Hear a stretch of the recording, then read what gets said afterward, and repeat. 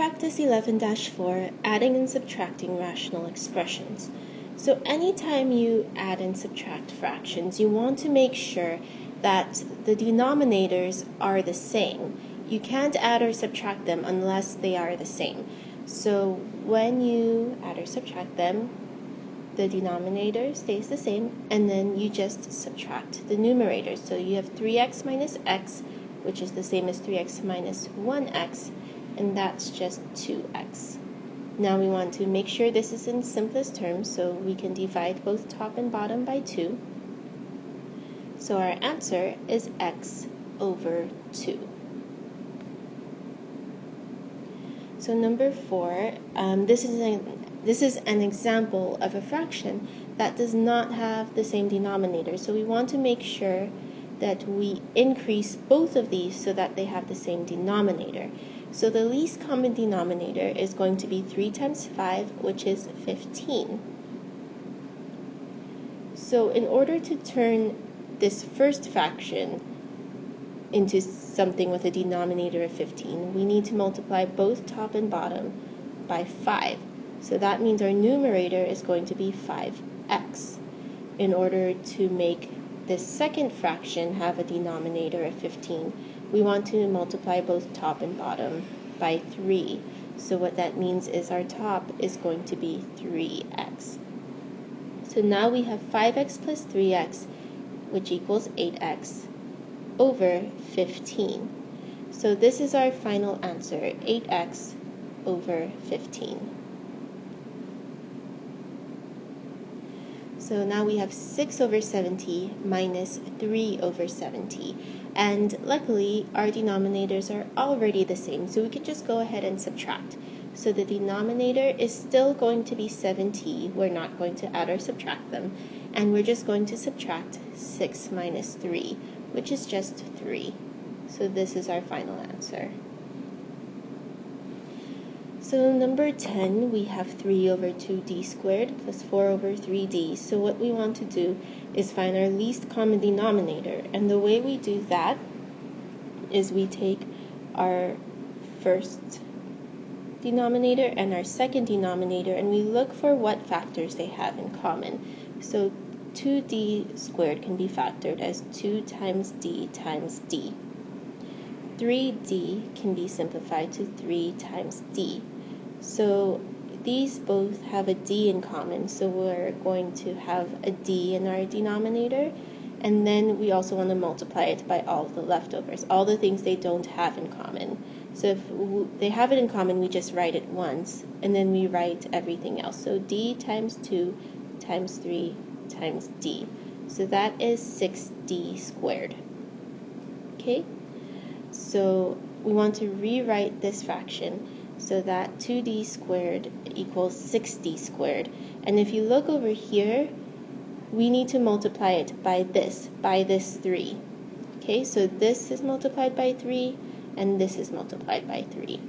If we look at this 4d over 3d, in order to get 6d squared, we need to multiply it by this 2 and this d. So we're going to multiply this by 2d and also our numerator by 2d.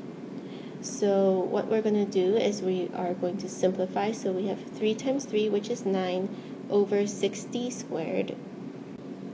And then we're going to multiply top and bottom of the second fraction by 2d. So 4 times 2d is 8d over 6d squared.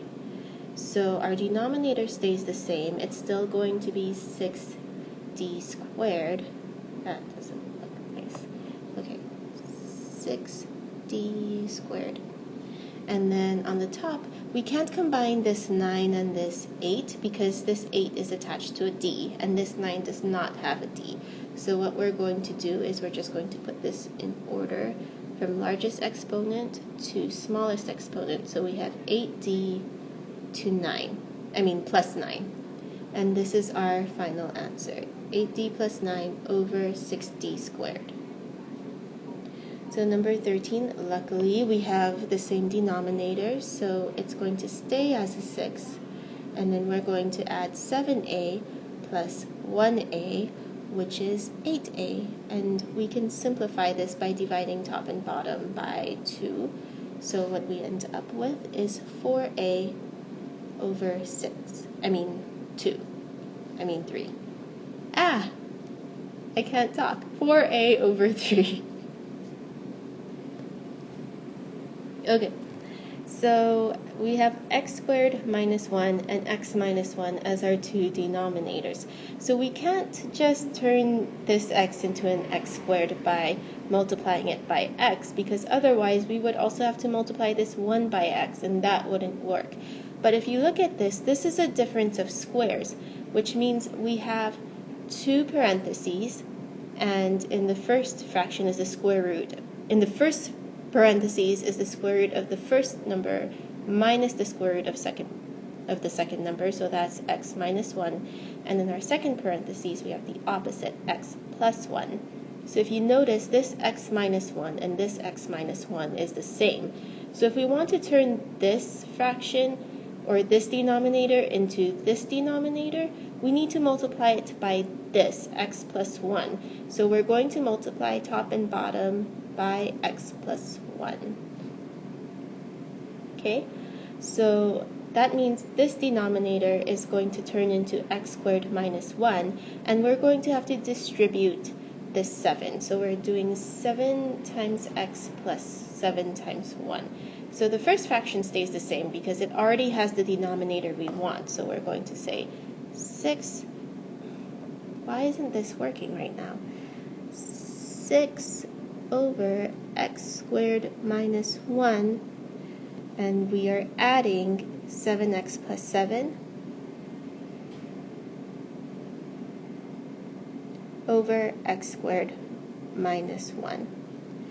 So now we want to make sure that the denominator stays the same, x squared minus 1, and then we can combine like terms. So we can do 6 plus 7, which is 13, so our numerator is 7x plus 13. And this is our answer. So we have 3a squared and 2a to the third as our two denominators, and we want to make them the same. So first we're going to look at what they have in common. So 3a squared,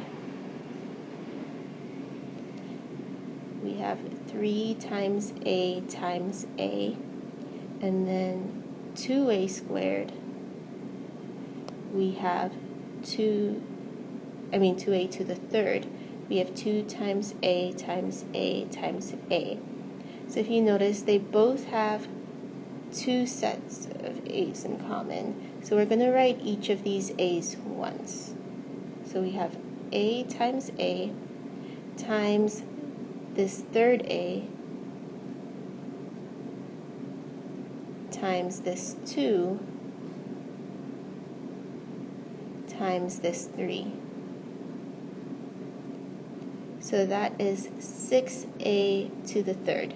So in order to make these denominators the same, right here we need to multiply this 3a squared by this 2 and this a. So we're going to multiply top and bottom by 2a. And this 2a to the third we need to multiply by this 3. So we're going to multiply times 3 times 3. So we're going to rewrite these fractions. So we're going to rewrite these fractions. 4 times 2a, that is 8a. Oh my goodness, what is happening? 8a, okay, I give up, over 6a to the third minus 1 times 3, which is 3 over 6a to the third. And we can just combine this over the same denominator. So we're going to say over 6a to the third. It seems to work better when I write slowly.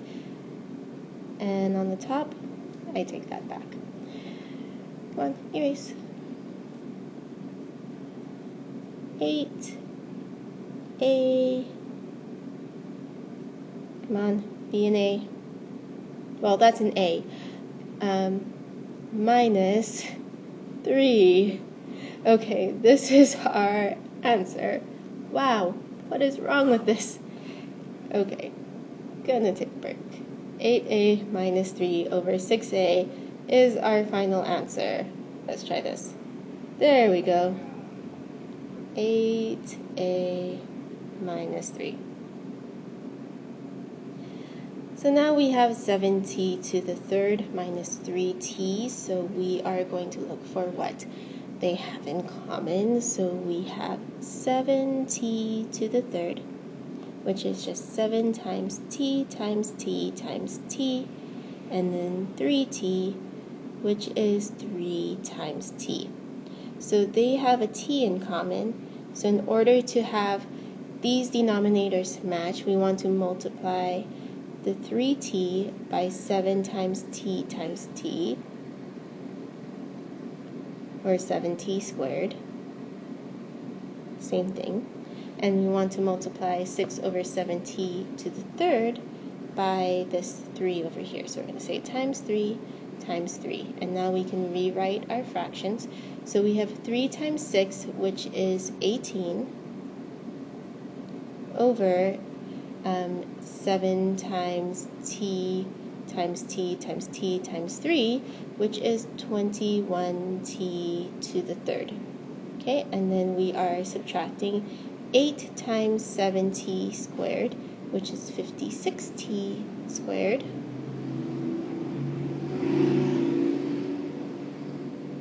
over 21t to the third. So the 21t to the third stays the same, and we are going to have 18 minus 56t squared. And this is our final answer. Now we have 5r squared minus 4 plus 7r plus 2. So this r squared minus 4, if we factor it, is r plus 2 times r minus 2. So this and this are actually the same. So in order to make this fraction over here match this fraction, we just need to multiply top and bottom by r minus 2. Okay, so once we multiply these two fractions, it's going to be the same as this, not fractions, factors. It's going to be the same as r squared minus 4, and for the numerator, we want to distribute these. So this first fraction is going to be the same because we already have the denominator we want, 5 over r squared minus 4 minus, or plus, sorry, 7 times r, which is 7r, minus 7 times 2, which is 14, over r squared minus 4. And now we can combine like terms. We can say 5 plus negative 14, which is negative 9. So we are going to say 7r minus 9 over the same denominator, which is r squared minus 4. And this is our final answer. And that is it for adding and subtracting rational expressions.